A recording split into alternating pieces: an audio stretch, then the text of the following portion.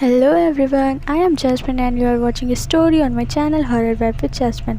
तो स्टोरी शुरू करने से पहले आप लोगों से एक रिक्वेस्ट है कि अगर आप लोग मेरे चैनल पर नए हैं और आपको मेरी स्टोरीज़ पसंद आती तो प्लीज़ मेरे चैनल को सब्सक्राइब करें। तो चलिए स्टार्ट करते हैं आज की स्टोरी। ये कहानी है एक अकेले रहने वाली लड़की जिसका नाम रिया था। रिया अपने नए घर में शिफ्ट हुई थी जो एक पुरानी हवेली की तरह था। घर के आसपास के लोग इसे भूतों का बंगला कहते थे क्योंकि वहाँ अक्सर अजीब अजीब घटनाएं और आवाज़ आती थी। रिया ने अपने बचपन से अपने घर वालों को इन सारी बातों पर विश्वास करते देखा था, लेकिन वो हमेशा से इन सारी बातों को अंधविश्वास मानती थी और अपने घर वालों को मना भी करती थी। तो रिया भूत, हवेली, ये सब कहानियों में विश्वास बिल्कुल नहीं करती थी, इसलिए उसने इस बात को इग्नोर कर दिया और घर में अपनी ज़िंदगी शुरू कर दी। पर वहाँ रहते अभी रिया को कुछ ही दिन हुए थे और उसको कुछ अजीब अजीब चीज़ें महसूस होना शुरू होने लगी। अब हर रात रिया को बहुत डरावनी आवाज़ें सुनाई देने लगी, जैसे कोई रोते रोते तेज़ तेज़ हंसने लगता हो या तेज़ तेज़ कदमों से बाहर की तरफ चल रहा हो। रिया ने बहुत कोशिश की कि उसे कुछ दिख जाए। उसने बहुत छानबीन की पर उसे कुछ नहीं मिला। दिन भर वो घर में अकेली रहती थी और रात को डर के मारे सो नहीं पाती थी। एक दिन जब रिया घर से बाहर जा रही थी, उसको एक पड़ोस वाली आंटी ने रोका और कहा, बेटी तुम अकेले यहाँ कैसे रह रही हो?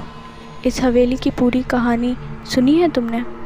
ये हवेली में आत्माएं हैं जो इस जगह पर हैं जहाँ तुम्हारा घर है।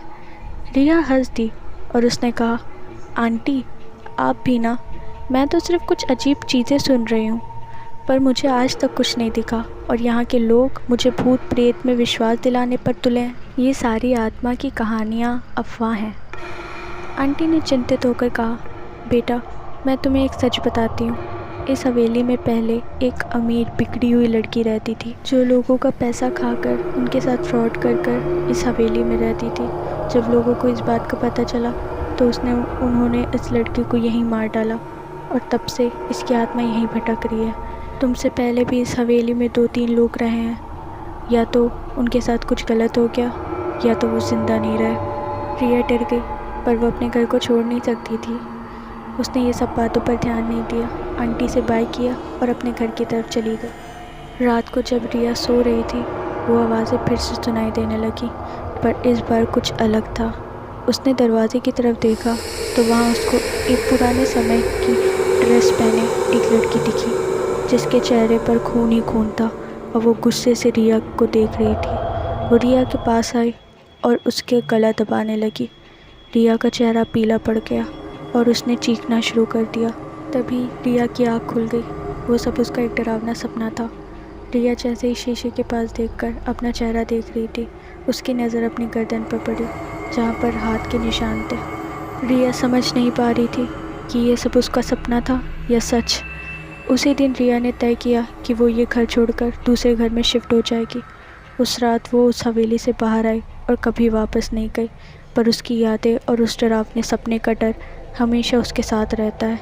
रिया उस हवेली से तो बाहर आ गई, लेकिन उस हवेली की रूह के सपने अपने सपने और सच्चाई के बीच हमेशा के लिए फंस गई।